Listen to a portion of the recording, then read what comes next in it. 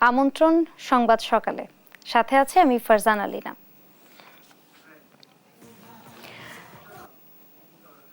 জাতিসংঘ সাধারণ পরিষদের ৭৯তম অধিবেশন এবং অন্যান্য উচ্চ পর্যায়ের দ্বিপক্ষীয় বৈঠক শেষে ঢাকায় ফিরেছেন অন্তর্বর্তী সরকারের প্রধান উপদেষ্টা ডক্টর মোহাম্মদ ইউনূস। শনিবার দিবাগত রাত ৩:৩০টার পর হযরত শাহজালাল আন্তর্জাতিক বিমানবন্দরে পৌঁছান প্রধান উপদেষ্টা ও তার সফর সঙ্গীরা। তাদের বহনকারী কাতার এয়ারওয়েজের একটি ফ্লাইট শুক্রবার স্থানীয় সময় রাত ৯:৩০টায় ঢাকার উদ্দেশ্যে নিউ ইয়র্কের জন এফ কেনেডি আন্তর্জাতিক বিমানবন্দর ত্যাগ করেন। নিউ ইয়র্ক সফরে doctor Muhammad Yunus president Joe Biden সহ ১২টি দেশের সরকার এবং রাষ্ট্রপ্রধান, বিভিন্ন আন্তর্জাতিক সংস্থার প্রধানের সঙ্গে সাক্ষাৎ করেন। অধিবেশনের ফাঁকে সাইডল্যান্ডে ৪০টি উচ্চ পর্যায়ের বৈঠকে অংশ নেন প্রধান উপদেষ্টা। গত ২৩ সেপ্টেম্বর জাতিসংঘ সাধারণ পরিষদের অধিবেশনে যোগ দিতে নিউ ইয়র্কে পৌঁছান তিনি।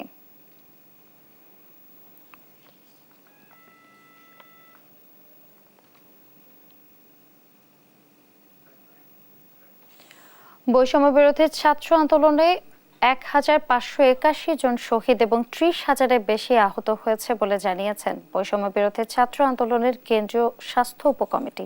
বিকেলে টিএসসি অডিটোরিয়ামে সংবাদ সম্মেলনে এ তথ্য তুলে ধরেন স্বাস্থ্য উপকমিটির সদস্য সচিব তারেক রেজা।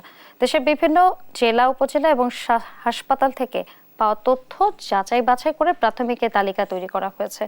তবে এটি চূড়ান্ত নয় জানিয়ে তারেক রেজা জানান, আরও যাচাই বাছাই করে প্রতিনিয়ত তালিকা আপডেট হবে। বিভিন্ন রাজনৈতিক দল শহীদদের তালিকা নিয়ে রাজনৈতিক ফায়দা হাসিলে নেমেছে বলে অভিযোগ করে এখনই পুরো তালিকা প্রকাশ করা হচ্ছে না বলেও জানান কমিটি।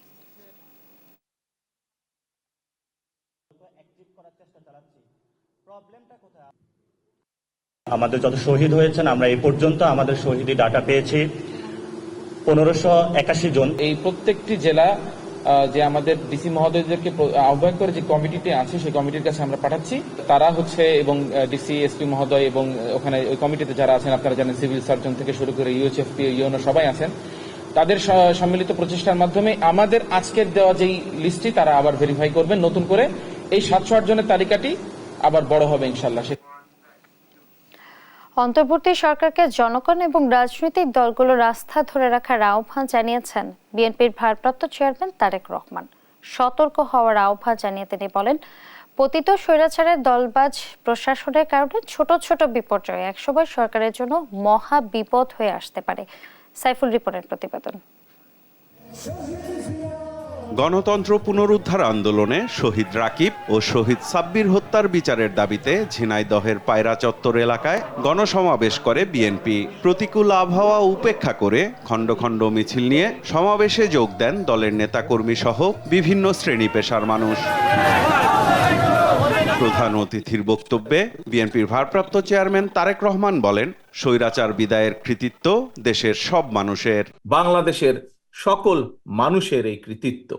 দেশের শূন্যতায় দায়িত্ব নেয়া অন্তর্বর্তী সরকারের প্রতি জনগণ ও রাজনৈতিক দলগুলোর সমর্থন ভবিষ্যতেও অব্যাহত থাকবে জানিয়ে দ্রুত একটি রোডম্যাপ দেওয়ার আহ্বানও জানান তিনি। অন্তর্বর্তীকালীন সরকার তাদের প্রতি অর্পিত যে দায়িত্ব আর সেটা যথাযথভাবে পালনের জন্য যে রোড ম্যাপ সেটি নির্দিষ্ট করতে হবে। তাদের প্রতি আমাদের আস্থাকে প্রশ্নহীন রাখার চ্যালেঞ্জ কিন্তু তাদেরকেই নিতে হবে। আমরা আমাদেরকে বাস্তবতা বিবেচনায় পরিষ্কারভাবে আমাদেরকে বুঝতে হবে যে সব পরিবর্তন সাধন যেমন তাদের পক্ষে সম্ভব নয়, তেমনি এমন দায়িত্ব তাদের কাঁধে নেওয়া সঙ্গত হবে না যেটা তারা বহন করতে সক্ষম নন। পতিত স্বৈরাচারের উচ্ছিষ্টভোগী প্রশাসনের কারণে বড় ধরনের বিপর্যয়ের আগেই অন্তর্বর্তী সরকারকে সাবধান হওয়ার আহ্বান জানান তারেক রহমান।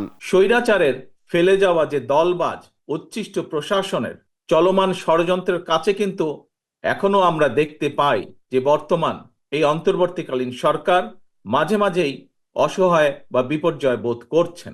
এর অবসান যদি না হয় তাহলে দেখা যাবে যে এদের বেড়াজালে আবদ্ধ বর্তমান অন্তর্বর্তীকালীন সরকার ছোট ছোট বিপর্যয়কে একসময় মহা বিপদ হিসাবে নিজেদের সামনে দেখতে পাবেন।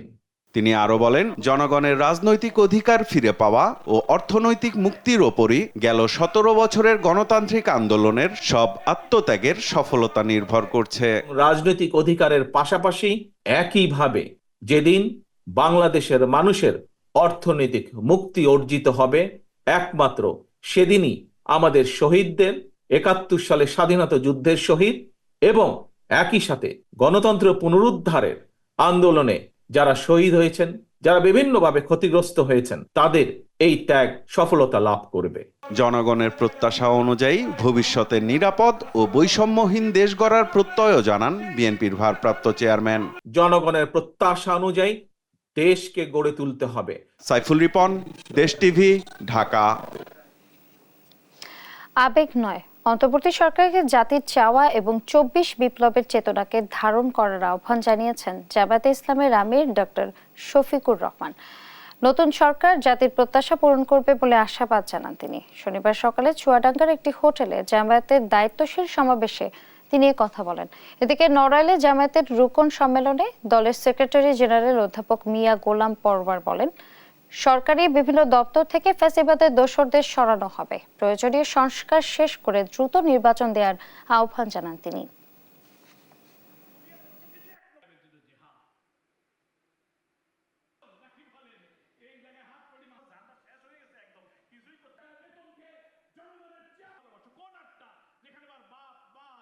আপনি নির্বাচন কমিশন সংস্কার করুন, পুলিশ প্রশাসন, জনপ্রশাসন, অর্থনীতি, শিক্ষা, মৌলিক যে সমস্ত রাষ্ট্রযন্ত্রে 15 বছরের জঞ্জাল বসা বেঁধেছে, এগুলোকে সাফ করে রিফর্ম করে আপনি দ্রুততম সময়ে একটি জাতীয় নির্বাচনের পরিবেশ সৃষ্টি করুন। তারা যেন জাতির প্রত্যাশা এবং আবেগের বাইরে কোনো কাজ না করে, জাতির চেতনাকে তারা যেন ধারণ করেন, 24 বিপ্লবের চেতনাকে তারা যেন সম্মান করেন।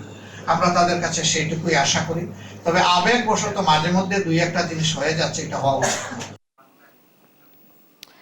অনিয়মের শেষ নেই এসপি মিজানুর রহমানের। ঢাকা এবং গোপালগঞ্জে তার ব্যক্তিগত সম্পদ এবং বাড়ির পাহারায় নিয়োগ দিতেন পুলিশ সদস্যদের, এমনকি তাদের দিয়ে করাতেন দিনমজুরের কাজও। পুলিশ লাইন্সে ডিসিপির পণ্য মজুত করে বিক্রি করে দিতেন মোড়ক বদলে। অভিযোগ আছে পুলিশ সদস্যদের বরাদ্দের টাকা আত্মসাৎ করতেন তিনি। মিজানের অপকর্ম এবং দুর্নীতি নিয়ে আলিমুজ্জামান সাফওয়ানের 2 পর্বের বিশেষ রিপোর্টের আজ দেখবেন শেষ পর্ব। ক্যামেরায় ছিলেন মতিউর রহমান জনি এবং মামুন ইসলাম। পুলিশ সুপার মিজানুর রহমান ক্ষমতার অপব্যবহার করেছেন প্রতিনিয়ত।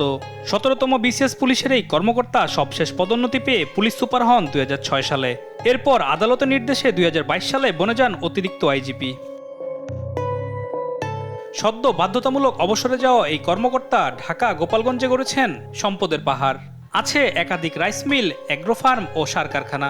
আর ব্যক্তিগত এসব সম্পদ পাহারায় ঢাকা থেকে জোরপূর্বক পাঠাতেন পুলিশ সদস্যদের। আমার গোপালগঞ্জের জন্য 2 মাসের জন্য চালের ফ্যাক্টরিতে কাজ করছি, 2 মাসের জন্য ছিলাম আর কি, জোরপূর্বক দিয়েছিল। তাই আমাদেরকে পুলিশ হিসাবে না, একজন লেবার অর্থাৎ রাজমিস্ত্রি হিসেবে সবসময় সে ব্যবহার করত। ঢাকার মিরপুর ও উত্তরায় বাড়ি রয়েছে মিজানের।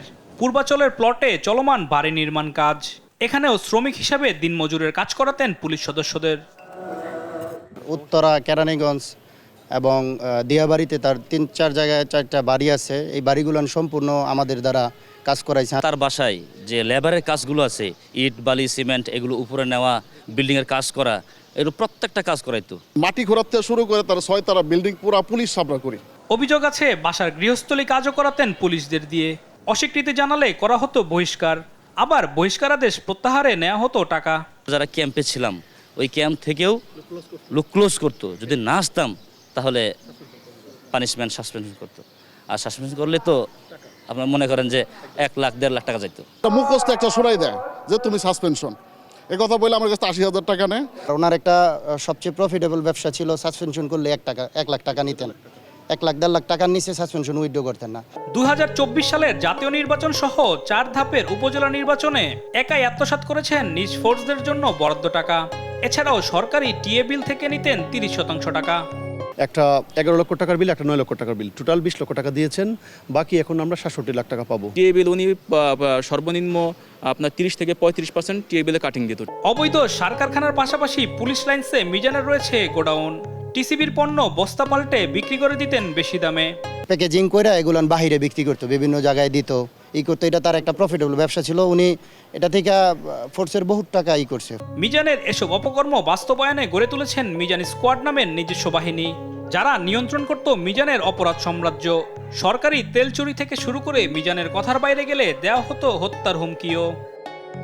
আমরা যারা একটু কথা বলার সুযোগ পাইছি, আমরা একটু কথা বলছি, আমাদেরকে মারার জন্য তারা 200 লোক রেডি করছে এরকম একটা।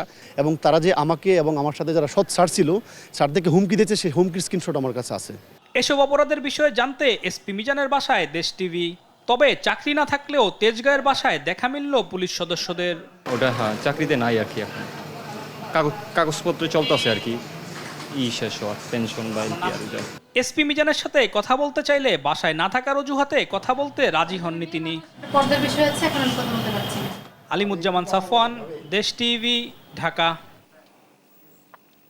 শাশুড়ির প্রভাব খাটিয়ে পিডিপির কাজ ভাগিয়ে নিতেন সাবেক এমপি শিরিন আখতারের মেয়ের জামাই আতিক আহমেদ। শুধু তাই নয়, গৃহায়ণ কর্তৃপক্ষের কর্তাদের যোগসাজশে কাজ নিয়ে মোটা অঙ্কের কমিশনও পান গৃহায়ণ কর্তৃপক্ষের কিছু অসাধু কর্মকর্তা। রাজধানীর অফিসার্স ক্লাবের ভবনে এসি কেনার নামে লোপাট করেছেন কয়েক কোটি টাকা। বিস্তারিত উঠে এসেছে শাহাদাত নিশাদের অনুসন্ধানী রিপোর্টে। আওয়ামী লীগ সরকারের আমলে লুটপাটের চিত্র ছিল প্রকাশ্যে। মন্ত্রী এমপির আত্মীয় থেকে কাজের বুয়াও হয়েছেন শত কোটি টাকার মালিক। সরকারের আমলা থেকে পিয়নও ঘুষ দুর্নীতির মাধ্যমে কামিয়েছেন শত শত কোটি টাকা। দুর্নীতির আখড়া হয়ে দাঁড়িয়েছে সরকারি অফিসগুলো। তেমনি এক দপ্তর, গণপূর্ত অধিদপ্তর, যেখানে কিছু অসাধু কর্মকর্তার কুকর্মে কুলসিত পুরো দপ্তর। চলুন দেখে আসা যাক দুর্নীতির একটি নমুনা। রাজধানীর অফিসার্স ক্লাব, যেখানে সেন্টার এসি লাগানোর জন্য সিদ্ধান্ত নেয় গণপূর্ত মন্ত্রণালয়। গেল 9 জুন অতিরিক্ত প্রধান প্রকৌশলীর সভাপতিত্বে এসির গুণগত মান বিবেচনায় সিদ্ধান্ত হয় আমেরিকান দানাম বুশ ব্র্যান্ডের এসি ব্যবহার করা হবে।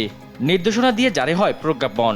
সেখানে যেসব ব্র্যান্ডের এসি ব্যবহার করা যাবে না, তার মধ্যে খারাপ ব্র্যান্ড হিসেবে উল্লেখ করা ছিল ক্লিমা ভেনেটার নাম। নবনির্মিত অফিসার্স ক্লাব ঢাকার বহুতল ভবনে সেন্ট্রাল এয়ার কন্ডিশন সাপ্লাই ও ইনস্টলেশনের ঠিকাদার হিসেবে কাজ পায় পদ্মা অ্যাসোসিয়েট, যার কর্ণধার মিনারুল আলম। কিন্তু পরবর্তীতে পদ্মা অ্যাসোসিয়েট থেকে সাব ঠিকাদার হিসেবে কাজটি হাতিয়ে নেয় গ্রিনটেক নামে একটি কোম্পানি, যার মালিক বিগত সরকারের মহিলা এমপি ও কেন্দ্রীয় সৈনিক লীগের সভাপতি শিরিন আহমেদের মেয়ের জামাই আতিক আহমেদ। অভিযোগ আছে শাশুড়ির দলীয় প্রভাব ও পিডব্লিউডির অতিরিক্ত চিফ ইঞ্জিনিয়ার আশরাফের মাধ্যমে অর্থের বিনিময়ে কাজটি ভাগিয়েছেন তিনি। এবার দেখা যাক অনিয়মের চক্র কতদূর গড়িয়েছে। আমেরিকা কিংবা ইতালি থেকে দানাম বুশ ব্র্যান্ডের এসি কিনতে হলে নিয়ম অনুযায়ী এলসি খুলতে হয় ওই ব্র্যান্ডের বরাবর। এবার দেশ টিভির হাতে আসে এসি কেনার এলসির কপি। এলসিতে দেখা মেলে ভয়াবহ তথ্য। নিয়ম অনুযায়ী যে ব্র্যান্ডের এসি কেনা হয় সেই কোম্পানির নামে এলসি ওপেন করতে হয়, কিন্তু এলসির কপিতে কোনো ব্র্যান্ডেরই নাম পাওয়া যায়নি। আর দানাম বুশ থেকে পণ্য আনতে হলে এলসি খুলতে হবে যুক্তরাষ্ট্র বা ইতালি কোম্পানির বরাবর। তবে দেশ টিভির হাতে আসা এলসির কপিতে দেখা যায় সিঙ্গাপুরের নাম। 17 কোটি টাকার প্রকল্প হলেও দুটি এলসিতে দেখা যায় মাত্র $2,20,060, অর্থাৎ মোট 2,75,07,500 টাকার এলসি খুলেছে গ্রিনটেক। তার মানে এর থেকে বেশি টাকার পণ্য আনছেন না তারা, যদিও আন্তর্জাতিক বাজারে দানাম বুশ ব্র্যান্ডের পণ্যের দাম এর থেকে কয়েক গুণ বেশি। অবশ্য এ নিয়ে মুঠোফোনে গ্রিনটেকের কর্ণধার আতিক নিজের অপরাধ ঢাকতে বলেন সিঙ্গাপুর হয়েই এসির প্রোডাক্ট আনবেন তারা। এলসির বিষয়টিও এড়িয়ে যান তিনি। এলসি এগুলোর ব্যাপারে আপনি বেটার হলো যে আপনি পদ্মাকে জিজ্ঞেস করতে পারেন, কারণ এলসি গুলো তো পদ্মা ওপেন করছে। অভিযোগ আছে এই বাজেটের ভাগবাটোয়ারায় আছেন অতিরিক্ত প্রধান প্রকৌশলী মোহাম্মদ আলমগীর, তার সাথে রেখেছেন নির্বাহী প্রকৌশলী রাজু আহমেদ, উপবিভাগীয় প্রকৌশলী সঞ্জয় হালদার ও তত্ত্বাবধায়ক প্রকৌশলী তৈমুল আলমকে। প্রজ্ঞাপনের বাইরে এসির প্রোডাক্ট আমদানি করতে সিঙ্গাপুরে এলসি খুললেও গ্রিনটেক নিয়ে নীরব এই প্রকৌশলীরা। এ নিয়ে কথা বলতে গেলে পাওয়া যায়নি অতিরিক্ত প্রধান প্রকৌশলী মোহাম্মদ আলমগীরকে। একই সাথে ক্যামেরার সামনে কথা বলতেও রাজি হয়নি নির্বাহী প্রকৌশলী রাজু আহমেদ। শাহাদাত নিশাদ, দেশ টিভি, ঢাকা। আইনজীবীর সহকারী থেকে ময়মনসিংহ 2 আসনের সাবেক সংসদ সদস্য এবং প্রতিমন্ত্রী শরীফ আহমেদের ব্যক্তিগত সহকারী হয়ে শত কোটি টাকার মালিক বনে গেছেন হাবিবুর রহমান হাবিব। ক্ষমতার প্রভাব খাটিয়ে অবৈধভাবে টাকা উপার্জনের পাশাপাশি সাধারণ মানুষের উপর অমানসিক নির্যাতন চালানোর অভিযোগ রয়েছে তার বিরুদ্ধে। স্বৈরাচার শেখ হাসিনা সরকারের পতনের পর গা ঢাকা দেয়া হাবিবকে আইনের আওতায় আনার দাবি জানিয়েছেন এলাকাবাসী। ইলিয়াস আহমেদের পাঠানো তথ্যচিত্রে টুম্পা আফরোজের ডেস্ক রিপোর্ট। ময়মনসিংহের তারাকান্দা উপজেলার অজপাড়া ঢাকুয়া গ্রামের বাসিন্দা হাবিবুর রহমান হাবিব অভাবের তাড়নায় এসএসসি পাশ করে ময়মনসিংহে এক আইনজীবীর সহকারী হিসেবে কাজ শুরু করেন তিনি। এরপর 2014 সালে ফুলপুর তারাকান্দা থেকে শরীফ আহমেদ এমপি নির্বাচিত হলে তার ব্যক্তিগত সহকারী হন হাবিব। এরপর আর পেছনে ফিরে তাকাতে হয়নি তাকে।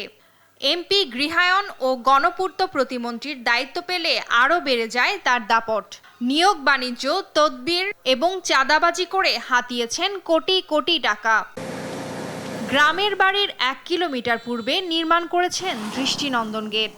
বাড়িতে যাওয়ার কাঁচা রাস্তাও একাধিকবার পাকা করিয়েছেন তিনি। গ্রামে আলিশান বাড়ি, বাড়ির সামনে দৃষ্টিনন্দন মসজিদ, তারাকান্দা, ময়মনসিংহ এবং ঢাকায় একাধিক বাড়ি নির্মাণের পাশাপাশি কিনেছেন কয়েক একর জমি।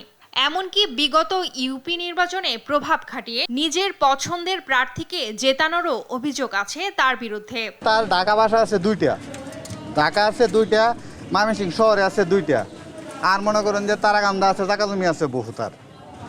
আর এই যে মনে করেন যে বাসাটা করছে, গেট করে করছে, এটা তো প্রধানমন্ত্রীও নাই এরকম। মসজিদ 2বার ভাঙছে, ভাঙিয়া লক্ষ কোটি কোটি টাকা কামাই করছে করে। আর একজনের জালা ডাক্তারের জমি 25 কাঠা এই জোরে দখল করছে। মনোনয়ন বাণিজ্য থেকে শুরু করে দুর্নীতি অনেক কিছুই করছে। রাস্তাঘাট একবারের বদলে 4বার পাকা করছে। আর ওই দিক থেকে তার নামে অনেক অভিযোগ। সরকার পতনের পর গা ঢাকা দেন হাবিব। এ বিষয়ে তার ভাই রফিকুল ইসলাম জানান, আইনজীবীর সহকারী থাকা অবস্থাতেই অর্থবিত্তের মালিক হয়েছেন হাবিব। তার বাড়ি তার আলাদা টেয়াদা করছে, চাকরি করিয়া করছে আলাদা, আগে চাকরি করিয়া, আর পিএইচডি করে এই বাড়ি করছে না। দ্রুত দুর্নীতিগ্রস্তদের আইনের আওতায় এনে বিচার করা দরকার বলে মনে করেন দুদকের সাবেক আইনজীবী। তদন্ত হতে পারে, আইনানুগ ব্যবস্থা নেওয়া উচিত। বর্তমানে যে একটি সরকার আসছে, এই সরকার নিরপেক্ষভাবে কাজ করতেছে এবং অনিয়ম দুর্নীতি যেগুলো আছে এগুলোর ব্যাপারে কঠোর পদক্ষেপ নেবে বলে আমি মনে করি। সাবেক প্রতিমন্ত্রী শরীফ আহমেদের প্রভাবে হাবিব আত্মসাৎ করেছেন সাধারণ মানুষের শত শত কোটি টাকা। এসব টাকা ফেরত না পেলে হাবিবের বিরুদ্ধে মামলা করবেন বলে জানিয়েছেন ভুক্তভোগীরা। নিউজ ডেস্ক, দেশ টিভি। সারা দেশে বাড়ছে ডেঙ্গুর প্রকোপ। গেল 24 ঘন্টায় আরো 7 জনের মৃত্যু হয়েছে, যা চলতি বছর একদিনে সর্বোচ্চ মৃত্যু। ডেঙ্গুতে আক্রান্ত হয়ে হাসপাতালে ভর্তি হয়েছেন আরো 860 জন। শনিবার স্বাস্থ্য অধিদপ্তরের হেলথ ইমার্জেন্সি অপারেশন সেন্টার এবং কন্ট্রোল রুম থেকে পাঠানো এক সংবাদ বিজ্ঞপ্তিতে এই তথ্য জানানো হয়। গত একদিনে সারা দেশে 621 জন ডেঙ্গু রোগী হাসপাতাল ছেড়ে ছাড়পত্র নিয়েছেন। এ নিয়ে চলতি বছর ছাড়পত্র পেয়েছেন 25,241 জন।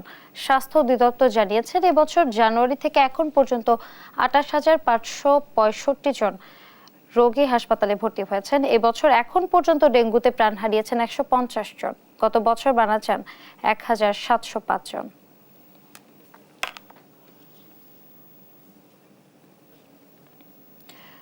দেশের 12টি সিটি কর্পোরেশনের সব কাউন্সিলরদের অপসারণ করেছে সরকার। বড় সিটি কর্পোরেশনের কাউন্সিলরদের দায়িত্ব সরকারি কর্মকর্তাদের দেয়া হলেও ছোট সিটি কর্পোরেশনগুলোতে শুরু হয়েছে বিপত্তি। জনবল সংকটে কাউন্সিলর কার্যালয়ের সেবা থেকে বঞ্চিত হচ্ছেন সাধারণ মানুষ। বিএনপি নেতাদের দাবি, হাসিনা সরকারের পতনের পরে গা ঢাকা দেন কাউন্সিলররা। শফিক মুন্সির রিপোর্ট। সরকারি সিদ্ধান্তে গেল বৃহস্পতিবার দেশের সবকটি সিটি কর্পোরেশনের কাউন্সিলরদের অপসারণ করা হয়, আর গেল আগস্টে অপসারিত হয় মেয়ররা। নাগরিক সেবা নিশ্চিতে এসব পদের দায়িত্ব দেওয়া হয় সরকারি কর্মকর্তাদের। বড় সিটি কর্পোরেশনগুলোতে সমস্যা না হলেও ছোট ছোট সিটি কর্পোরেশনে জনবল সংকটে কাউন্সিলরদের জায়গায় অন্যদের দায়িত্ব দেয়া নিয়ে বেঁধেছে বিপত্তি। মানের অফিসার এখানে আছে, সেই মান দিয়ে তো আসলে জনসেবা করাটা খুব কঠিন হবে। Dhaka city corporation, Chittagong city corporation, এখানে তো শত শত কর্মকর্তা, তাদের ওই 90টা ওয়ার্ডে লোক দেওয়া তাদের জন্য কোনো সমস্যা না, তাই না? কিন্তু এটা তো আমাদের জন্য ভীষণ সমস্যা। সিটি কর্পোরেশনগুলোর এমন সংকট ও কাউন্সিলরদের অনুপস্থিতি ভোগান্তিতে ফেলেছে নগরবাসীকে। বাচ্চার যে জন্ম নিবন্ধন এটা করবো সেটাও ঠিকভাবে পারতেছি না। বয়স্ক ভাতা আছে, তারপরে ওমেন্সের কার্ডের, চাউলের কার্ডের আছে, তারপর মশা আছে, ডেঙ্গু, তারপর ড্রেন পরিষ্কার হইবে না। গণহারে বাদ দিলে পাবলিকের তো অবশ্যই সমস্যা হবে। গণহারে প্রত্যাহার করাটা আমি মনে করি ঠিক হয়নি। তবে বেশিরভাগ মেয়র ও কাউন্সিলররা রাজনৈতিক পট পরিবর্তনের পর লাপাত্তা হয়ে গিয়েছিলেন বলে দাবি বিএনপি নেতাদের। আমরা তো পালিয়ে যাইনি, যারা পালিয়ে গেছেন তারা ভোটে নির্বাচিত ছিল, আর্টিফিশিয়াল বা পাতার নির্বাচনে তারা নির্বাচিত, এই জন্য তারা পালিয়ে গেছে। নির্বাচনে কারচুপি করছে, কারচুপির কারণে তার মনের ভিতরে ভয় হয়েছে, এই জন্য সে গা ঢাকাতেছে। এখন নাগরিক সেবা নির্বিচ্ছিন্ন রাখতে সরকারকে দ্রুত পদক্ষেপ গ্রহণের পরামর্শ সচেতন মহলের। অতিরিক্ত জনবল ট্রান্সফারের মাধ্যমে এই ক্রাইসিস ম্যানেজমেন্টে সহায়তা করতে হবে এবং সব থেকে বড় সমাধান হলো খুব দ্রুততম সময়ে স্থানীয় সরকার নির্বাচনের আয়োজন করতে হবে। সংকট কাটিয়ে শিগগিরই শতভাগ নাগরিক সেবা নিশ্চিত করবে সিটি কর্পোরেশনগুলো, প্রত্যাশা নাগরিকদের। শফিক মুন্সি, দেশ টিভি, বরিশাল।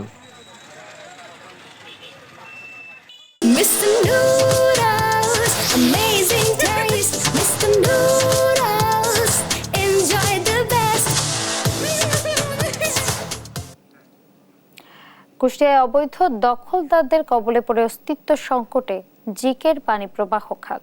দীর্ঘদিন ধরে অবৈধভাবে খালটি দখল করে গড়ে তোলা হয়েছে কলকারখানা সহ বিভিন্ন স্থাপনা। এমনকি এসব কলকারখানার বর্জ্যে বন্ধ হয়ে গেছে খালের পানি প্রবাহ সহ পানি নিষ্কাশন ব্যবস্থাও। ফলে জলাবদ্ধতার কবলে পড়েছে হাজার হাজার বিঘা ফসলি জমি সহ বসতবাড়ি। এতে চরম বিপাকে পড়েছেন স্থানীয় বাসিন্দা এবং কৃষকরা।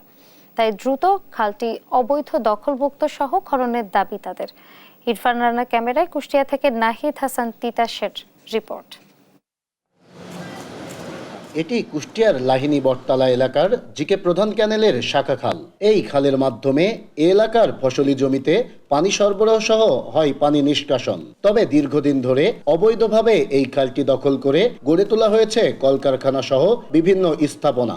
এমনকি এসব কলকারখানার বর্জ্যে বন্ধ হয়ে গেছে খালের পানি প্রবাহ সহ পানি নিষ্কাশন ব্যবস্থাও। ফলে পানিতে তলিয়ে গেছে প্রায় 3000 বিঘা ফসলি জমি। চরম ক্ষতির মুখে পড়েছে এই এলাকার কৃষকেরা। তাই দ্রুত খালটি অবৈধ দখল মুক্ত সহ খননের দাবি তাদের।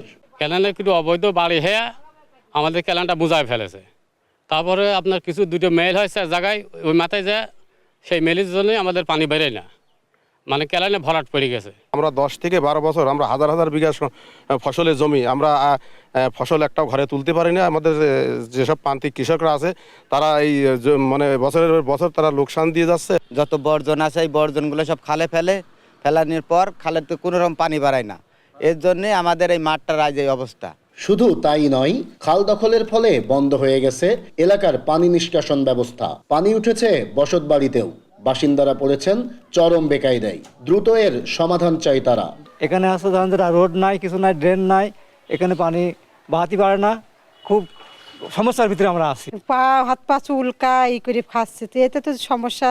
বন্দি হয়ে আমরা থাকছি, সবাই মা বাপের বাড়ি চলে আছে, যারা মারে বাড়ি নেই তারা কোন যাবি। এ বিষয়ে দখলদাররা ক্যামেরার সামনে কথা বলতে রাজি না হলেও অভিযুক্ত এক কারখানার মালিক সবকিছু অস্বীকার করে বলছেন তিনি কোনো খালের জায়গা দখল করেননি। এমনকি তার কারখানার বর্জ্যও ফেলেন না জিকের খালে। আমার তো জায়গাই না, আমি তো ক্যানেলের ধারে তিলুক জায়গায় আমরা বেশি করি, জিকি জায়গায় আমি নাই, তো জিকি জায়গায় যাবো কেন? জিকি জায়গায় যারা ঘর বাড়ি রয়েছে তার দেখে না, জিকি আলাদা দেখে না। আমরা যে ময়লা মাঠ হয় সেটা আমরা আলাদা জায়গায় ফেলা দিয়ে আসি। তবে পানি উন্নয়ন বোর্ডের কর্মকর্তারা বলছেন খাল দখল করে অবৈধ স্থাপনা গড়ে তোলার কোনো সুযোগ নেই। যারাই এর সাথে জড়িত থাকুক না কেন তাদের বিরুদ্ধে নেওয়া হবে ব্যবস্থা। এই বিষয়ে দেখি যদি তারা পরিবেশে ক্ষতি সাধন করে থাকে এবং আমাদের ড্রেনেজ ক্যানেল সেটা যদি বন্ধ করে থাকে তাহলে আমরা তাদের বিরুদ্ধে আইনগত ব্যবস্থা করব। শুধু আশ্বাস নয়, দ্রুতই খালটি খনন সহ দখলদারদের হাত থেকে মুক্ত করার দাবি স্থানীয়দের। নাহিদ হাসান তিতাস, দেশ টিভি, কুষ্টিয়া। টানা বৃষ্টিতে তিস্তার পানি বিপদ সীমা ছুঁয়ে তলিয়ে গেছে লালমনিরহাট, নিম্নাঞ্চল, চরাঞ্চল ও নদী তীরবর্তী এলাকার কমপক্ষে 10,000 হেক্টর আমন ধান সহ সবজি ক্ষেত। টানা বর্ষণে পানি বেড়েছে কুড়িগ্রামের তিস্তা, ধরলা এবং দুধকুমার নদের পানি। চাঁপাইনবাবগঞ্জে পদ্মার পানি বেড়ে প্লাবিত নিম্নাঞ্চল। পানিবন্দী হয়ে পড়েছেন 20,000-এর বেশি পরিবার। সহকর্মীদের তথ্য ছবিতে আপনপুর রিপোর্ট। টানা বৃষ্টি ও উজানের ঢলে পানি বাড়ছে বিভিন্ন নদ নদীতে। চাঁপাইনবাবগঞ্জে পদ্মার পানি বেড়ে প্লাবিত নিম্নাঞ্চল। পানিবন্দী হয়ে পড়েছে 20,000-এর বেশি পরিবার। ব্যাহত হচ্ছে স্বাভাবিক জীবনযাত্রা। ডুবে গেছে 2,000 বিঘার উপরে কৃষকের প্রধান ফসল, মাসকলাই সহ কয়েক জাতের ফসল। যত ক্ষেত নেতা সবকিছু ডুবে গেছে। বাড়ির সাইডও মনে করেন যে পানি, বন্যাতে ডুবে ভাসে গেছি। এই তো আমাদের বাড়ি ভাসে গেছে, যেগুলো আমাদের বাড়ি নদীতে ভাসে গেছে। খুব অসুবিধা। ভুক্তভোগীদের অভিযোগ, এমন দুর্যোগের সময়েও পাশে পাননি প্রশাসন কিংবা জনপ্রতিনিধিদের। বন্যার পরিস্থিতি খুব খারাপ। আমাদের এখানে কোনো লোক যোগাযোগ নাই, মেম্বার, চেয়ারম্যান। আমরা অনেক সমস্যার মধ্যে আছি। এখন পর্যন্ত কোনো সাহায্য সহযোগিতা কোনোভাবে আমরা পাইনি। লালমনিরহাটে টানা বৃষ্টিতে বিপদসীমা ছুঁই ছুঁই তিস্তার পানি। এরই মধ্যে পানি ঢুকতে শুরু করেছে নিম্নাঞ্চলে। তলিয়ে গেছে চরাঞ্চল ও নদী তীরবর্তী এলাকার কমপক্ষে 10,000 হেক্টর আমন ধান সহ সবজি ক্ষেত। আর বৃষ্টি অব্যাহত থাকায় বিপাকে পড়েছে খেটে খাওয়া মানুষ। শহর অঞ্চলের যে রবি শস্য ছিল পানির নিচে, নদীর আশেপাশে যে আমন ধান গাছ ছিল, আমন ধান কিন্তু পানিতে ডুবে গেছে। এভাবে যদি বৃষ্টি হয় তাহলে মনে করেন যে খেটে খাওয়া মানুষের জন্য প্রচন্ড অসুবিধা। আমাদের যে গরু ছাগলের ঘাস এনে খাওয়াবো এ ব্যবস্থাও হচ্ছে না। আবার দেখা যাচ্ছে যে আমন ধানগুলো যেগুলো ডুবে গেছে সেগুলো পছন্দ ধরার কিছু একটা আশঙ্কা দেখা যাচ্ছে। টানা বর্ষণে পানি বেড়েছে কুড়িগ্রামের তিস্তা, ধরলা ও দুধকুমার নদের পানি। পানি আরও বাড়লে ক্ষতির মুখে পড়তে পারে মৌসুমি ফসল। আর কয়েকদিনের টানা বৃষ্টিতে বিপাকে পড়েছেন নিম্ন আয়ের মানুষ। 4 দিন থেকে ঝড়ি হইতেছে। আমরা ব্যবসায়িক মানুষ, ব্যবসা করতে পারতেছি না। খেটে খাওয়া মানুষ বের হতে পারতেছে না, তাদের খুব কষ্ট হচ্ছে। পঞ্চগড়েও টানা বৃষ্টিতে ব্যাপকভাবে ক্ষতিগ্রস্ত মৌসুমি ফসল। ভেসে গেছে মাছের ঘের, প্লাবিত ঘরবাড়িও। পানিবন্দী হয়ে দুর্ভোগে পড়েছেন কয়েক হাজার মানুষ। আপনপু, নিউজ ডেস্ক, দেশ টিভি।